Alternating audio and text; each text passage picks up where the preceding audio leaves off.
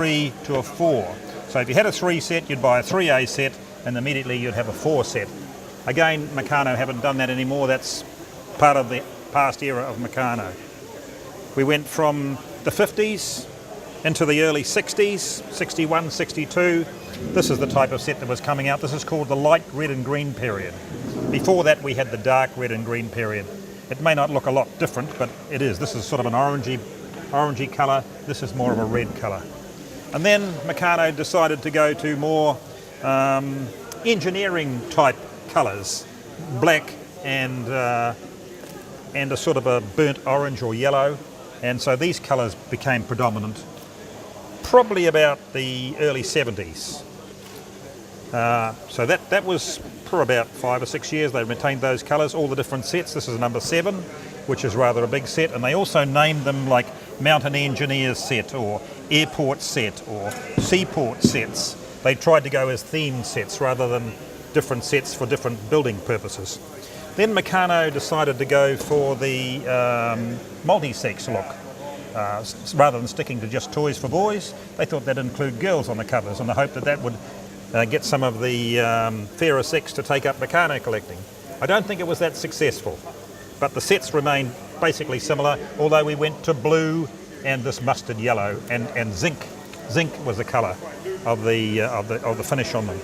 And then following that, we went to about 84, 85 into this colour. And this is the same, as you see, the same sets, but they changed the box back to showing pictures of the actual models you could make on them. And that carried on right through until the modern sets, when they just went for every single colour that you could imagine under the sun, and there were different sets for different types, specialist sets, non-specialist sets. And probably one of the more interesting ones is this set, which built a large Meccano crane, a block setting crane. In about the same time as Meccano was being put out by Frank Hornby in England, there was another enterprising fellow called Gilbert in the USA, and he decided, well, if Frank can do it, I can do it. And he started putting out what was his building construction systems. He called it a rector.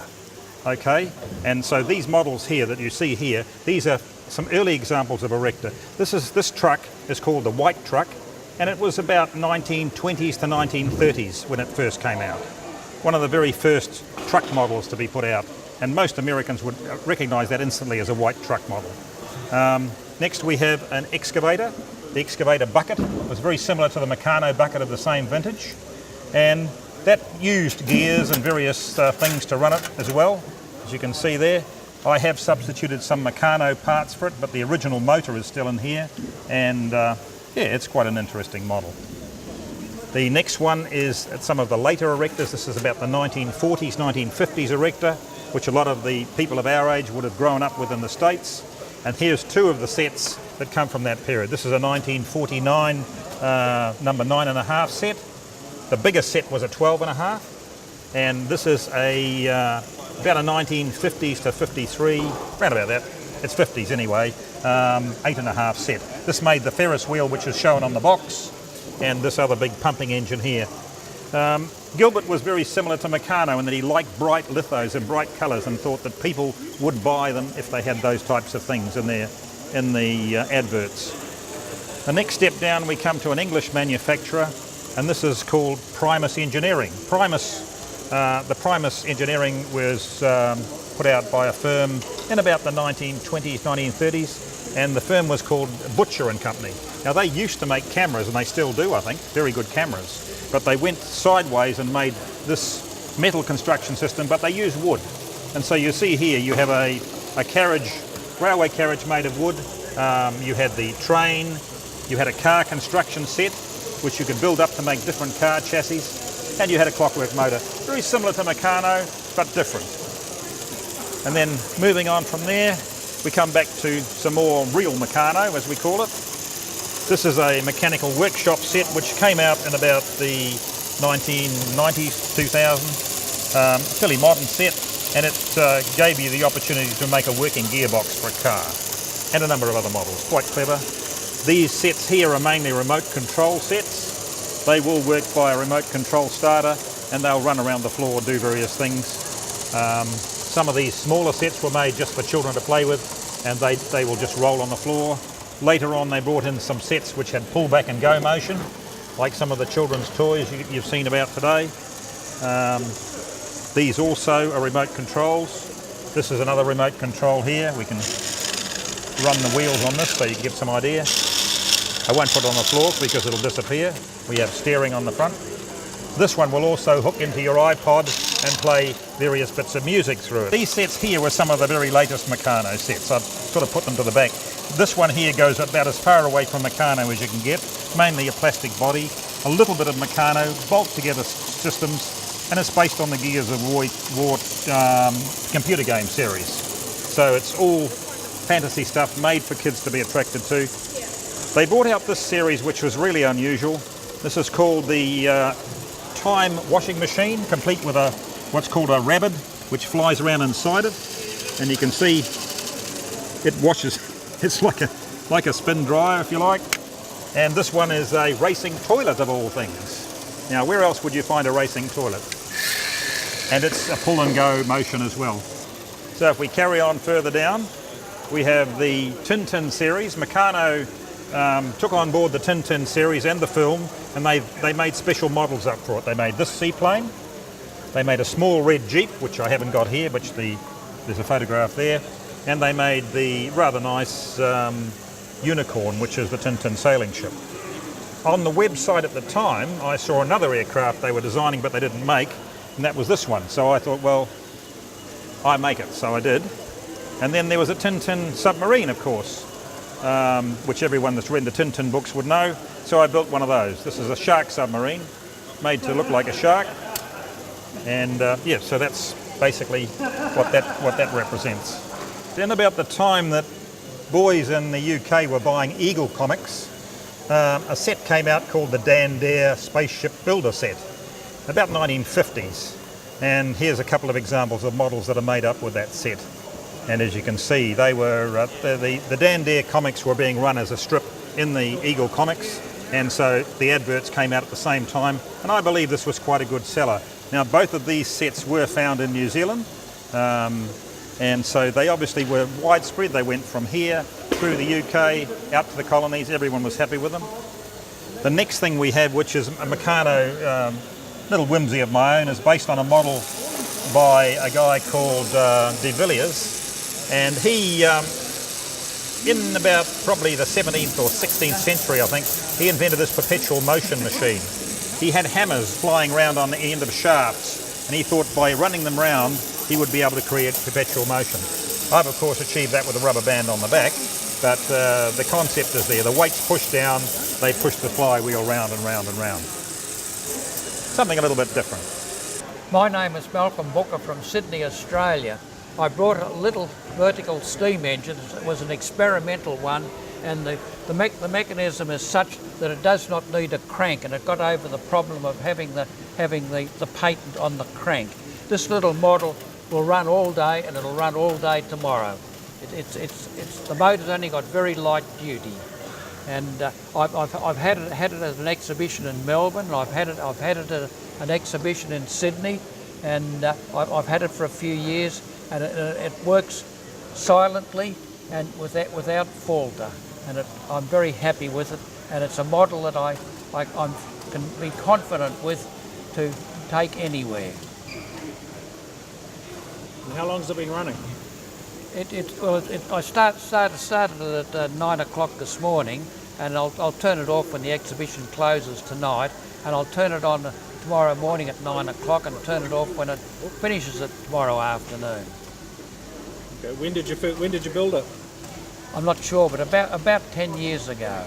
A convention is never a convention without the pieces that go on behind the scenes, and of course here's a good layout of all the parts that the people have out for silent auction, which will be auctioned by the end of today. So there's been a great deal of activity up here. There's all sorts of parts from very, very many ages, starting way back probably in the early 20s, 1920s. So it's all here for the taking or the asking or the inviting. And there are some special sets over towards the rear on the next table over, which will indicate how far back and just what the extent of Meccano was. Hornby was a man who had a wish to teach people, and he didn't just limit it to Meccano and Hornby, but to a wide range of other goods and toys and things that he thought that young people ought to know in the past. He was possibly, as a person similar in nature to Baden-Powell, who obviously set up scouts right through the world and continues to this day with disciplines. But Hornby had a great thirst and a wish to teach all young minds going forward. He spent time actually building sets and producing sets for the royal families over the years, and so there has been a wealth of information and knowledge for us to research. The anthology is just amazing. If anybody wants to know more information, they should just look up on the web. There are so many websites that will take you to give you a lot of input as to what has happened over the years. This is a real treasure trove.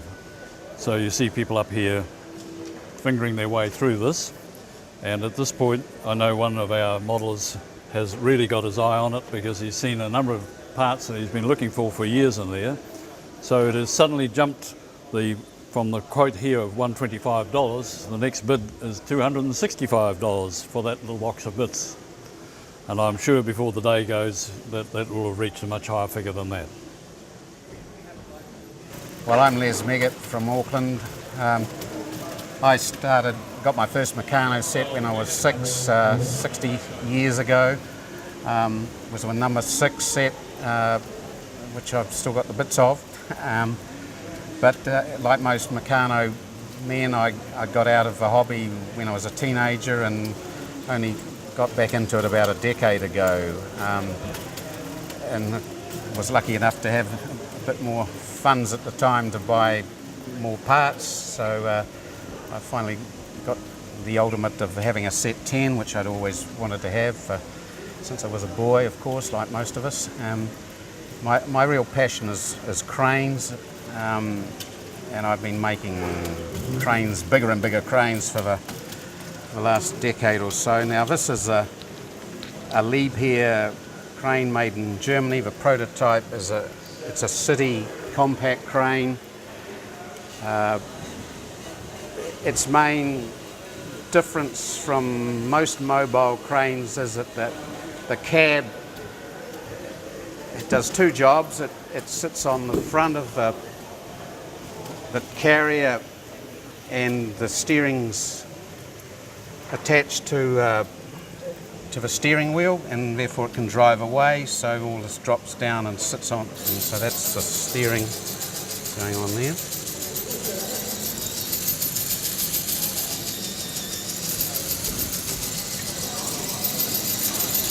So it's power steering, and of course when it wants to act as a crane, the whole cab can be lifted and extended when I hit the right button. Some bolts.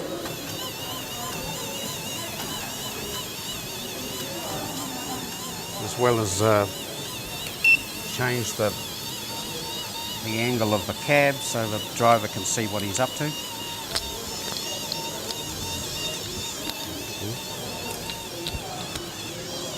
And how many motors you got on this? 16 motors, so of course there's a lot of all 6 axles drive, 6-speed gearbox.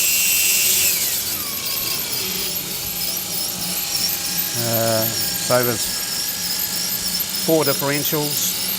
The whole crane, I added up how many gears there were. There's about 95 gears in the whole model. So all the stabilisers extend electrically and go up and down.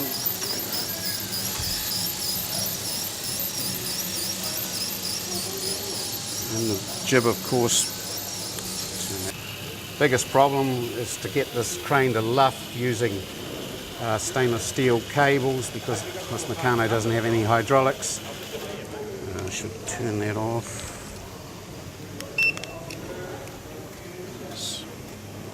So there's a very meaty 24-volt motor in there to do the luffing of the crane. It goes up to about 80 degrees from the horizontal, which is the same as the prototype.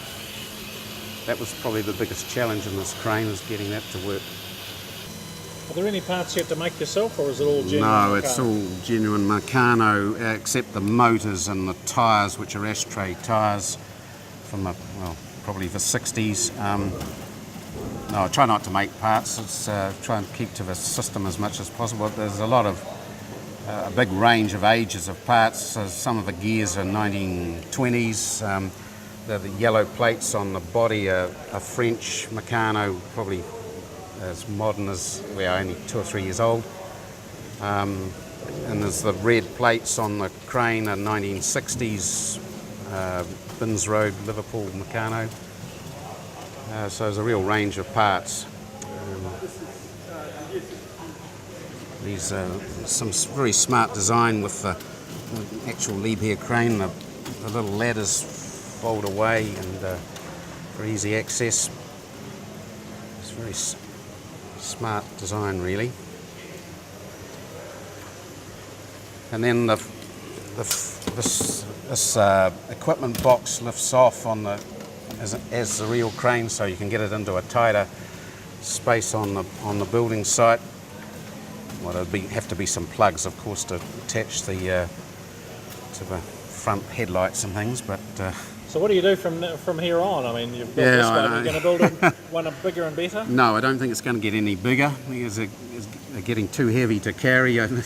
To get this in here, it has to be broken down into about 4 parts so that it's easily transportable. No, it won't be getting any bigger. I've got to the limit I think Meccano can cope with usually. This is actually the latest model. This is a German man truck with a pole finger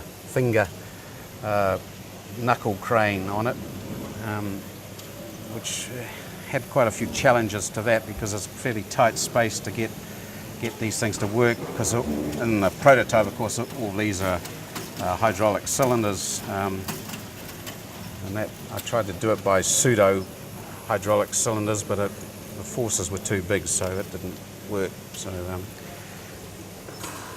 I was forced to go back to primeval mechanics and use block and tackle basically. Most of the mechanisms take 2 or 3 attempts before you get them to work properly, so there's a lot of dismantling and rebuilding mechanisms before you get them to work correctly. So many wasted hours, you could almost say, in getting it to work properly. A lot of perseverance required. But would you have it any other way? No, I wouldn't. No, it keeps me off the streets. It's a lot of fun, really. I do swear at things at times, but when my fingers aren't skinny enough, it keeps the brain very active because you have to design everything and then try and make it work. So it's almost, well, it's miniature mechanical engineering. Hi, I'm Don McClelland. This is my model. This is based on the Runcorn Transporter Bridge. It was out of the number 10 1937 instruction manual. On and off, took a while to build. Biggest problem with it is to adjust the automatic reverse mechanism. That's all genuine parts? Yes. Yeah, it's based on the 1970s silver, yellow and blue, although my majority of parts are actually red and green. Done various models, block setting cranes, harbour crane. I've done a few locomotives, a lot from instructions, a few freelance. Okay, so what started you off at Meccano? Oh, father gave me a set when I was about 7 years old, back in about 1953. So I started off as a child. I gave it up in teenage eyes and then later on took it back again as an adult. Right, hello, I'm Mike Stewart and I've been in Meccano since I was about 7 or 8 years old, so quite a few years now. I'm interested in making fairly mechanical sort of models. I like things with lots of gears and motors. So this is a model first designed by a guy in Italy in the 1960s and published as a plan, a model of the moment 6. It was featured in a Meccano magazine advertisement in 1967. We'll go to the end. This switch, when it touches the switch, it'll activate a motor which starts the both the trolley and the rail, moving rail. When it makes contact at the end of the rail, it'll form here. When it touches this strip, same on this side, it starts another motor, which is this drive here.